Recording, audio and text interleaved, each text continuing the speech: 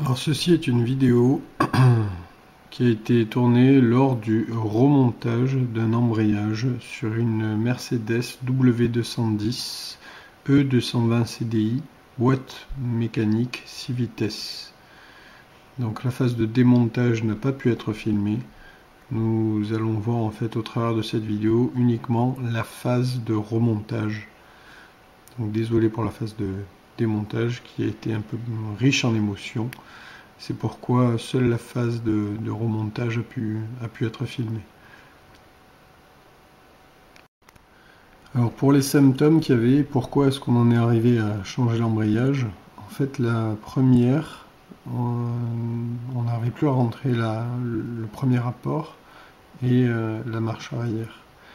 Donc en étant moteur en route, à l'arrêt, frein à main desserré, frein à main relâché, au moment où on appuyait sur l'embrayage pour passer la première, sans même avoir lâché la pédale d'embrayage, la voiture avançait légèrement.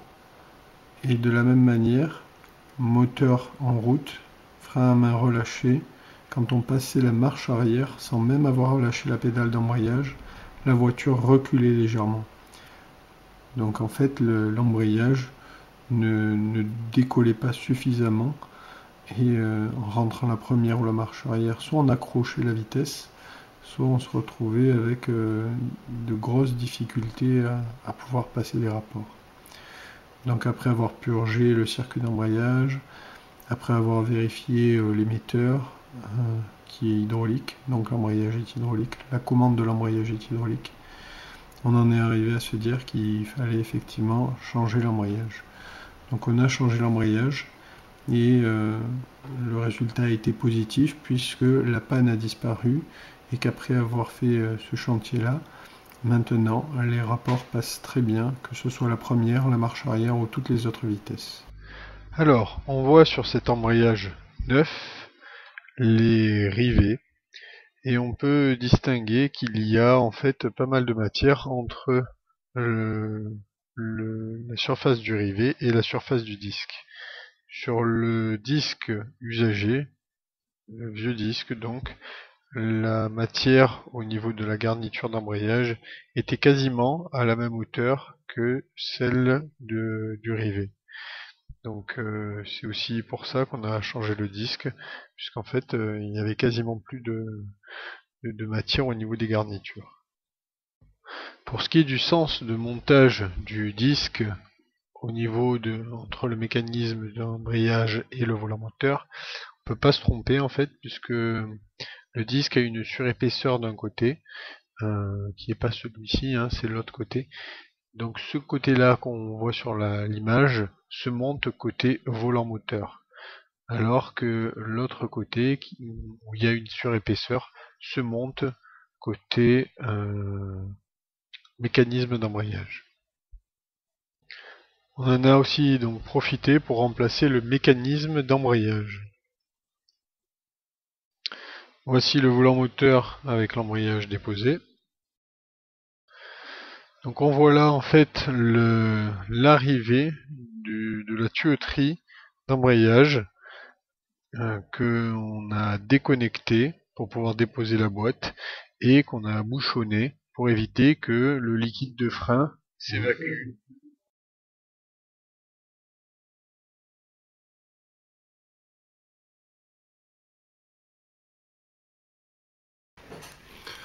Alors ça c'est la butée d'embrayage avec la vis de purge ici, la butée et le connecteur pour l'arrivée de l'embrayage et le récepteur donc qui est là.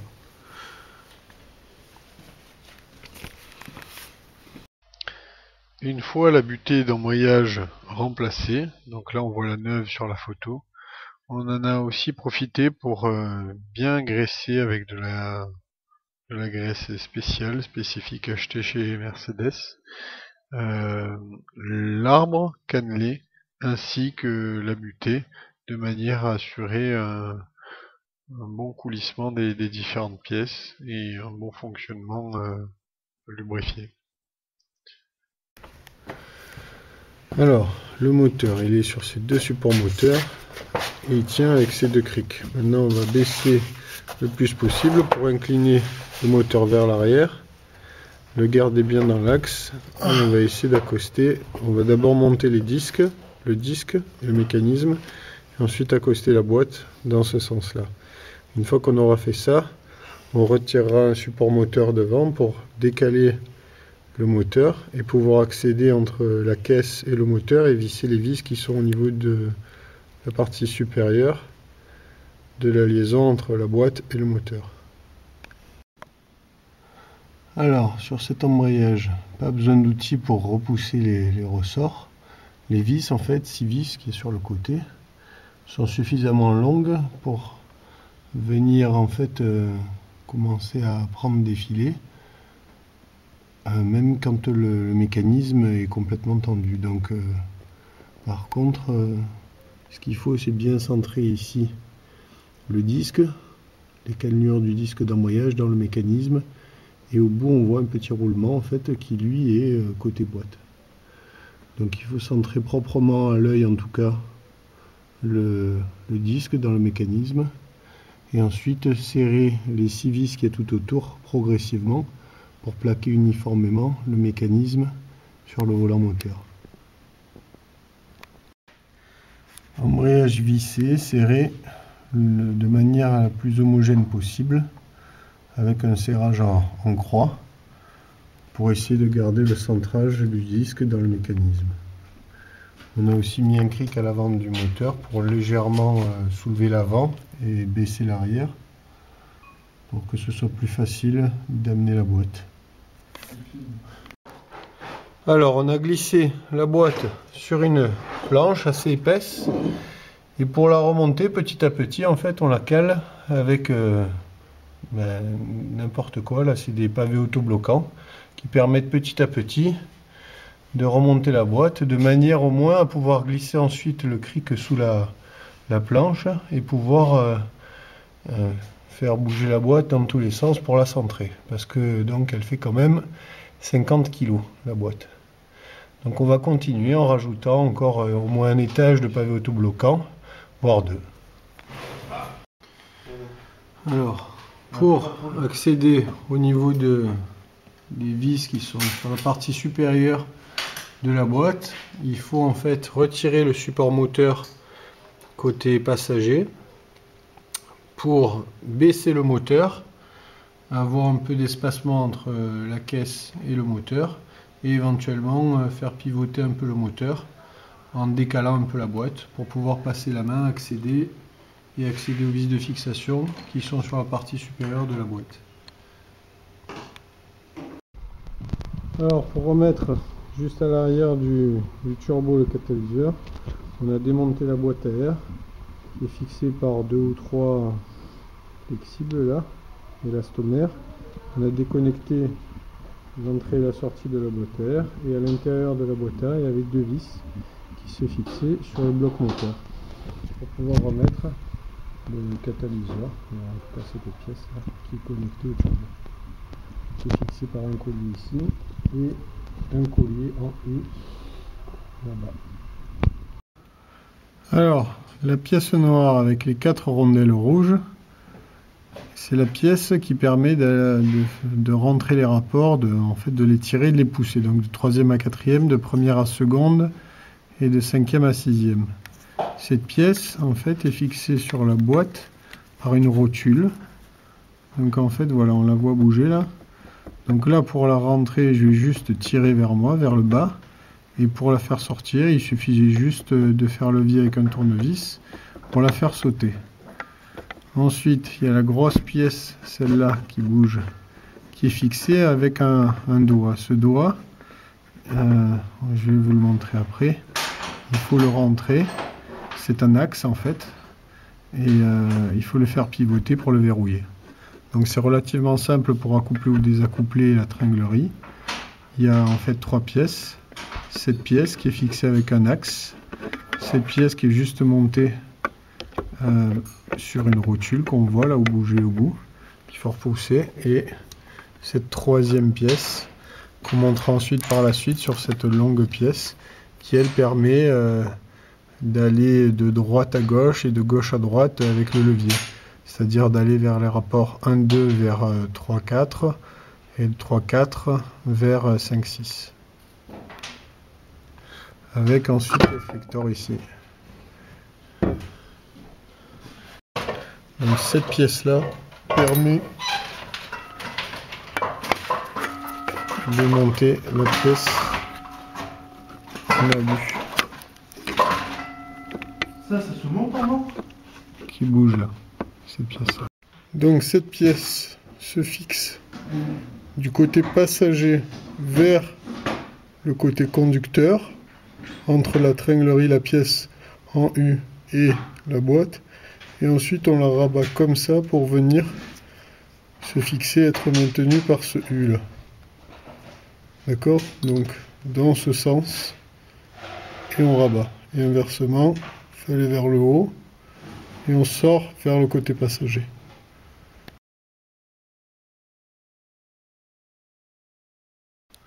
Alors après avoir fixé donc la tringlerie, donc la rotule et la pièce en U grise, la pièce en U grise qu'on a donc fixée avec le doigt, qu'on a fait passer du côté passager vers le côté conducteur et qu'on a rabattu vers l'avant pour le clipser. Donc pour le faire sortir, il faut passer un petit tournevis là par ce côté ici et soulever cette languette pour que le doigt tourne dans ce sens-là, donc que le clips se soulève de l'avant vers l'arrière pour pouvoir dégager l'axe vers le côté passager. Ensuite, on a refixé les vis du flector, toutes les vis Torx vers l'arrière pour pouvoir y accéder. Et on a fixé au final cette petite rotule. Donc là, il faut juste desserrer avec la main, dévisser ici pour baisser là. Et ensuite, avec la rotule, extraire avec un tournevis la rotule vers l'extérieur. Cette pièce, en fait, permet de faire aller le levier, la commande de vitesse vers la gauche et vers la droite. Donc de la position 3-4 vers 1-2 et de 1-2 vers 5-6. C'est cette pièce, en fait, qui permet de faire aller du côté gauche-droite. Donc maintenant, on va reconnecter l'hydraulique. Donc c'est cette pièce-là qu'on avait bouchonnée ici. Donc on va retirer le bouchon et rapidement mettre cette connexion qui permet de accoupler l'hydraulique à l'embrayage. Une fois qu'on aura fait ça, on va refixer la tresse de mise à la masse et ensuite le support de boîte qu'on mettra ici et qui est fixé avec les deux vis là au niveau de la boîte et deux vis là et deux vis là. Et voilà le support de boîte remonté, donc avec deux vis de 17, une là et une là, et 4 vis de 17 ici, 2, 3 et 4. Bien faire attention à toujours sécuriser avec un cric au niveau de la boîte avant de démonter le support de boîte. Donc on a reconnecté la tresse de masse, l'hydraulique ici au niveau de l'embrayage qu'il faudra purger avec la purge du récepteur qui est ici. Et il y aura un cache à remettre dessus. Maintenant on va remonter parce qu'on a eu besoin de démonter la barre stabilisatrice avec 4 vis qui se démontent. Une, deux là et une et deux ici. Voilà. Voilà, donc on a remonté la barre stabilisatrice qu'on avait démontée pour baisser la boîte un petit peu plus en fait, parce que sinon elle venait toucher la barre stabilisatrice. Rien de particulièrement difficile, si ce n'est qu'il faut que les deux roues soient en l'air pour pouvoir facilement dévisser la barre stabilisatrice. Et maintenant on va remonter l'échappement pour le connecter au niveau du catalyseur du turbo.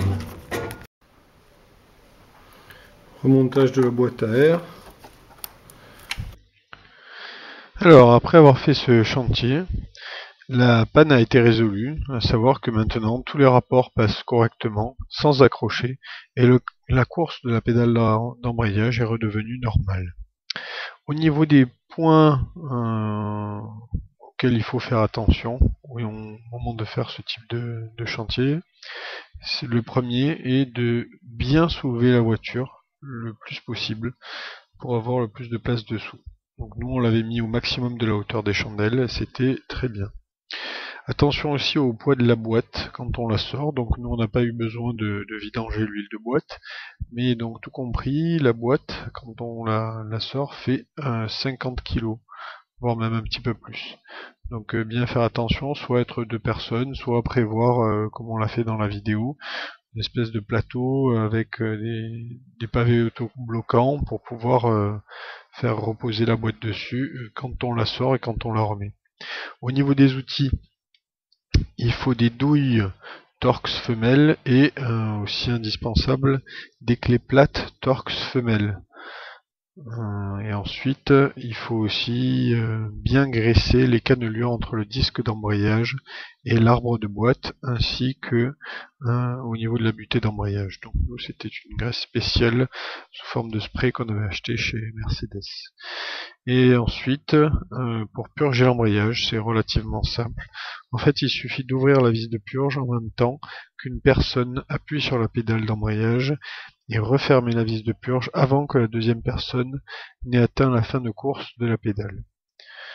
Voilà, faire cette opération quelques fois pour vidanger, pour voir le nouveau liquide de frein qui arrive et qu'il n'y ait plus d'air. Voilà.